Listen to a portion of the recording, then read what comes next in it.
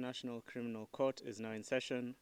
L'audience de la Cour pénale internationale est ouverte. Le cinquième témoin de l'accusation, Sam Mohamed Jishi, a fait sa déposition du 7 au 18 mars 2016 pendant le procès dans l'affaire contre Laurent Gbagbo et Charles Blé Goudé à la Cour pénale internationale. Au cours de son interrogatoire par Eric MacDonald, premier substitut du procureur, le témoin a déclaré qu'il était le président de l'Alliance pour une nouvelle Côte d'Ivoire, l'ANCI, qui fait partie de la Galaxie patriotique et qu'il aurait conduit plusieurs tournées pour faire campagne dans le nord du pays. C'était quoi ça, la Galaxie patriotique? La Galaxie patriotique, c'était où se retrouvaient et se reconnaissaient tous les leaders des différents mouvements politiques et de mouvements soutien à la patrie, qui pensaient que nous étions attaqués. Donc on s'est organisé. Donc c'est le groupe de tous les leaders qui étaient ensemble qu'on appelle la Galaxie patriotique. La Galaxie patriotique, c'est ceux qui défendent la patrie. Quand est-ce qu'elle a pris naissance ou elle a pris forme, cette Galaxie patriotique? La Galaxie patriotique a commencé à prendre forme et s'organiser à partir lorsque la Côte d'Ivoire a été attaquée et la Côte d'Ivoire a été divisée. C'est comme ça. Combien, donc, de groupes composaient la Galaxie patriotique? Je ne peux pas te donner les chiffres exacts, mais on était beaucoup trop nombreux qui faisaient la Galaxie patriotique. Vous rappelez-vous justement avoir été questionné également dans votre premier entretien avec le bureau du procureur et les chiffres que vous aviez mentionnés à ce moment-là? Oui, c'est ça. Je crois qu'on m'a même demandé le nom de certains leaders de la Galaxie patriotique, où j'ai donné la liste. Vous avez la liste? Je crois bien. Alors, ma question, je vais la répéter. Vous rappelez-vous d'avoir été questionné sur le chiffre ou le nombre que vous aviez donné, de groupes qui faisaient partie de la Galaxie patriotique? Vous rappelez-vous d'avoir donné un nombre dans votre déclaration? La première. Oui. C'est ce que j'ai dit. J'ai dit, je me rappelle que j'ai été questionné sur ça. Et qu'on m'a même demandé de donner le nom. Je crois qu'on a donné le nom, on a fait une liste. Mais le nombre, je ne me souviens pas, c'est combien. Concernant le financement de la Galaxie patriotique, M. Jishi a déclaré que les activités étaient financées par une société privée et qu'un système de primes avait été mis en place pour ses membres. Vous, personnellement, aviez-vous un salaire mensuel? Venant du gouvernement? Oui. Non, pas du tout.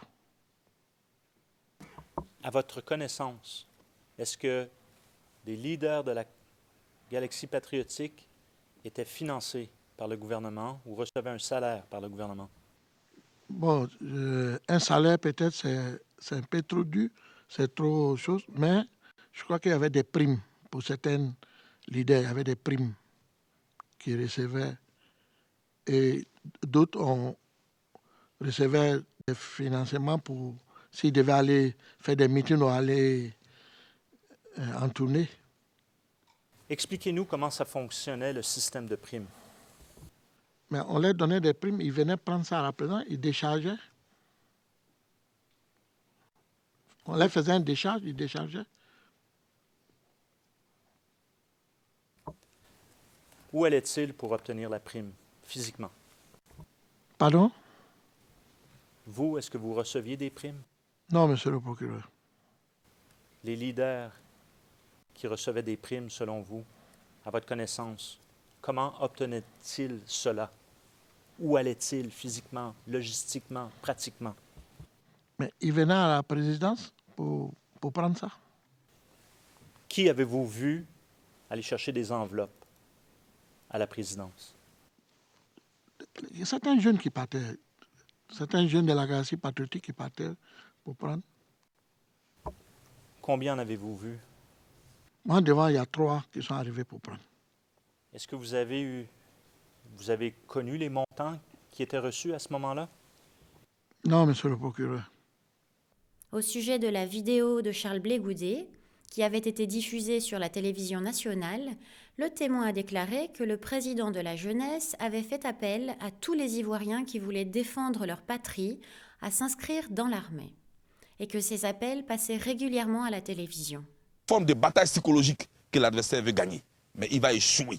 Ce combat que nous avons commencé depuis 2002, je vous le dis, camarades, nous allons le gagner et nous le gagnerons. Parce que nous sommes dans le vrai, nous sommes dans le juste. Que Dieu bénisse la Côte d'Ivoire. Quant à sa relation avec Laurent et Simone Gbagbo, le témoin a déclaré que Madame Gbagbo était membre du Congrès national de la résistance pour la démocratie, le CNRD, et qu'elle avait participé à certaines de ces réunions. En décembre 2010, au cours de l'une de ces réunions, M. Djichy aurait fait un discours dans lequel il aurait dit que les décisions militaires et de sécurité sur la Côte d'Ivoire avaient été prises ailleurs et qu'ils avaient perdu. Monsieur Gbagbo, président à ce moment-là, l'avez-vous rencontré durant la crise? Vous voulez parler à la réunion, là? Je sors du CNRD. Maintenant, je me concentre sur M. Laurent Gbagbo. Oui, je l'ai rencontré 2 fois à la résidence là-bas à la maison. Pourquoi vous l'avez rencontré? C'était quoi l'objet de la rencontre?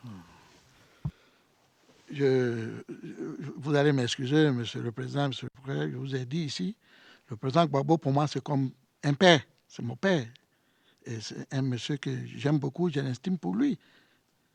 Donc, aller vers ton père, est-ce qu'il doit avoir un objectif à ça?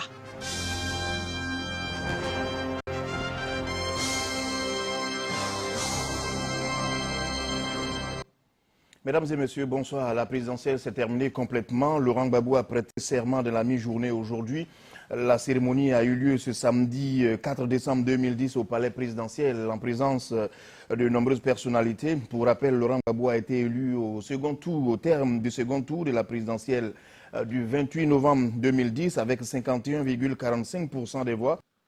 Je jure solennellement et sur l'honneur de respecter et de défendre fidèlement la Constitution. Vous vous rappelez, c'est bien la prestation de serment de M. Gbagbo. C'est bien ce dont vous faites référence, là. Vous étiez présent? Oui, c'est bien ça.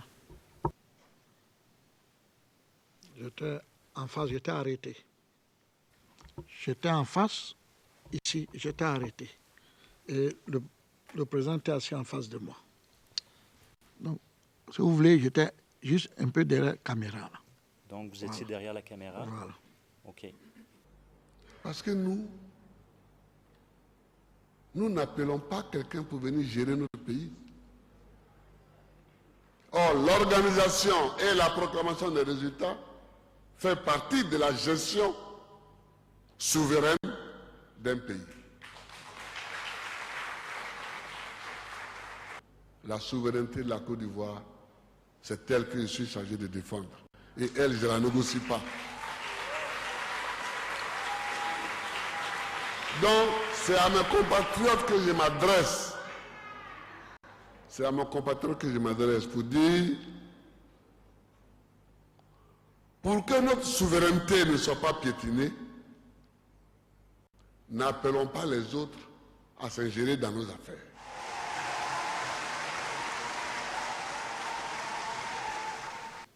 Pourriez-vous nous éclairer la Chambre au juste? Qu'est-ce qui est... On fait référence à quoi à ce moment-là? M. Gbagbo, selon vous, fait référence à quoi à ce moment-là? Le président Gbagbo a toujours dit que la mort vaut le déshonneur. M. Gbagbo était non seulement il est un grand chef d'État de la Côte d'Ivoire, mais il était aussi, à l'époque, un grand chef de l'opposition. Et à certaines choses, le président Gbagbo, pour l'honneur et la dignité, il n'acceptait pas. Ce discours veut dire, on est dans un pays où nous, on pense qu'on est souverain, on a notre indépendance.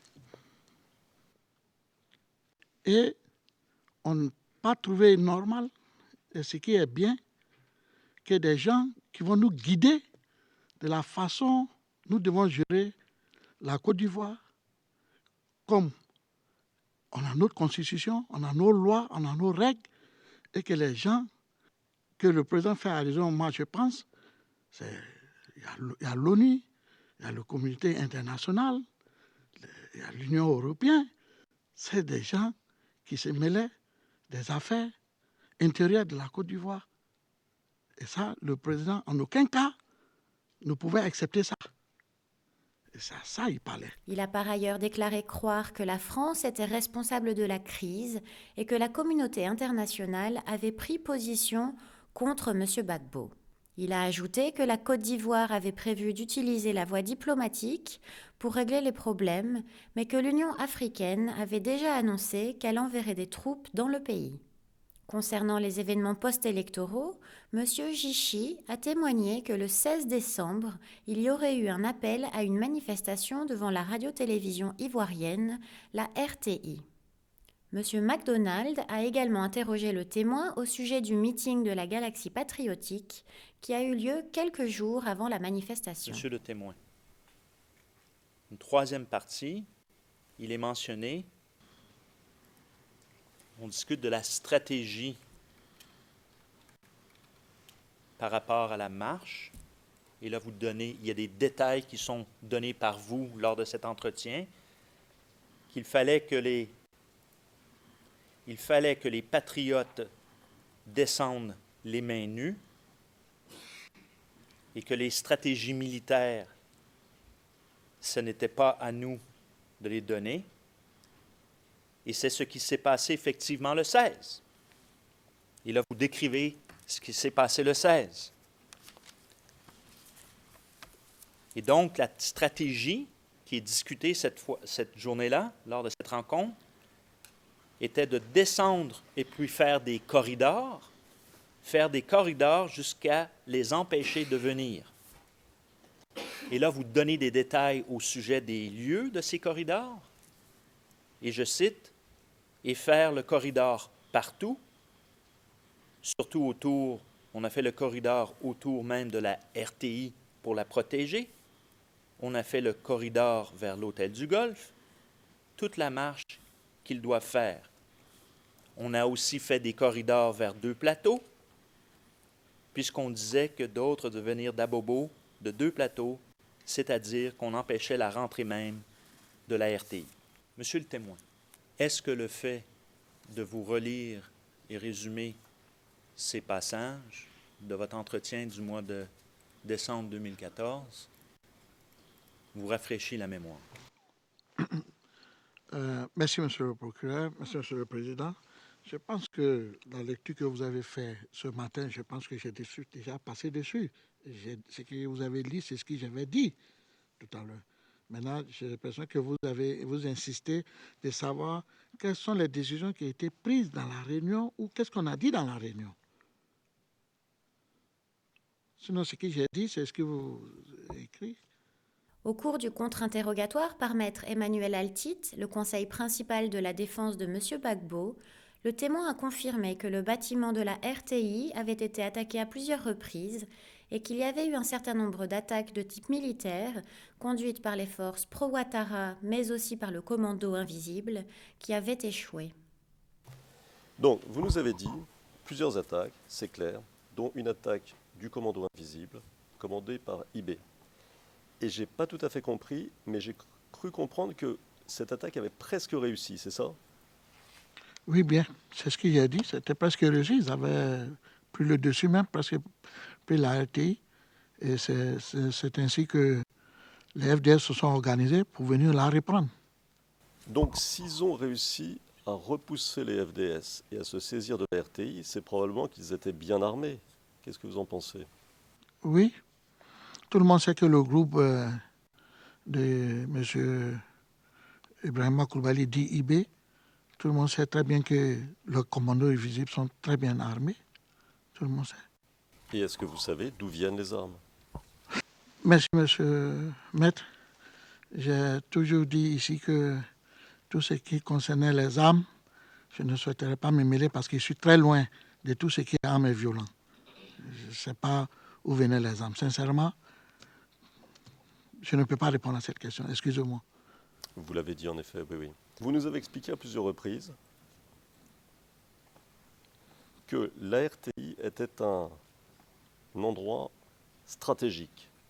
C'est-à-dire que si l'on prend la RTI, d'une certaine manière, on prend le pouvoir. Est-ce que c'est bien cela que vous avez voulu dire? Oui, c'est ce que j'ai dit et c'est ce qui est vrai. Parce que partout en Afrique, tous les coups d'État, c'est fait toujours par la télévision. Dès que vous prenez la télévision, vous annoncez que vous êtes désormais le maître qui règne sur le pays et tout de suite que vous devenez le président. Le Témoin a par ailleurs déclaré qu'au cours de l'appel pour la marche sur la RTI en 2010, on demandait au public d'emmener des équipements et d'être prêt pour le jeudi 16 décembre. Alors, je repose ma question. Quand vous entendez un chef de guerre dire « prenez votre équipement de guerre » et que vous savez qu'il y a 500 ou 1000 soldats, ça vous fait quoi? Mais dans le cadre militaire, dans le thème militaire, quand un haut gradé de l'armée demande aux militaires de se mettre prêts et de préparer les équipements, c'est d'aller en guerre. C'est d'aller en guerre, il n'y a rien d'autre. C'est ce que ça veut dire. Je crois, dans le plan militaire. Je ne sais pas, moi je ne suis pas militaire, mais je pense que c'est ce que ça veut dire. Si je comprends bien, c'est ce que ça veut dire. Des militaires qui demandent, un patron des militaires qui demande à ses officiers, ces militaires de se préparer demain et de préparer tous les équipements de guerre pour aller au front. C'est pour aller faire quoi? C'est pour aller faire la guerre. C'est pour aller faire la guerre. C'est ce que ça veut dire, je crois. Donc c'est votre témoignage. Ça, c'est mon avis, ça, Oui, c'est ce que ça veut dire. Faire la guerre. Selon Le Témoin, des civils auraient organisé un certain nombre de barrages routiers sur le chemin de la RTI pour protéger le pays. Est-ce que vous êtes prêt à discuter avec Ouattara et dans quelles conditions? Je suis prêt à discuter avec lui, mais c'est une fois qu'on sera assis qu'on va déterminer ce qu'on discute. Moi, je n'ai pas de conditions préalables. J'ai dit qu'il y a une situation qui est intenable, qui est invivable. Asseyons-nous et discutons. Et de quelle discussion parle le président Gbagbo sur ces images? Il parle de discussion. Il parle de discussion de la crise. On était dans la période de la crise. Il parle de discussion des élections. Comment il faut sortir de la crise. Comment il faut trouver un terrain d'attente entre lui et son frère Alassane. C'était ça l'objectif de discussion. Et comme le président disait toujours, asseyons-nous et discutons. C'était un slogan aussi, un mot qu'il utilisait beaucoup. Quelle était la réponse de ceux que mentionne le président Gbagbo? Non, je ne sais pas. Je ne sais pas quelle était la réponse. Puisqu'ils sont venus, ils sont repartis, quelle était la suite, quelle était la réponse, je ne sais pas. Vous dites ensuite, le président Gbagbo n'avait pas le choix, mais la population n'était pas d'accord parce que il y a cela aussi, il faut comprendre, il y a aussi la population qui n'accepte pas cette injustice. Alors, pourquoi la population n'était pas d'accord? Oui, je l'ai dit, j'étais à Abidjan même lorsque la réunion venait de finir et puis les décisions ont été prises et puis on a enlevé le Premier ministre et on a nommé un Premier ministre là-bas. Abidjan, la population n'était pas d'accord, les gens même étaient très révoltés, même ils s'en prenaient même, dans cette période-là, ils s'en prenaient même aux Blancs. Parce qu'ils n'étaient pas d'accord, c'était très mal vu. Mais quand le président, je crois, il est revenu, il a calmé le jeu, il a tenu plusieurs réunions au palais de la présidence, au plateau, il a tenu plusieurs rencontres avec la jeunesse, avec différentes associations, laquelle il a expliqué.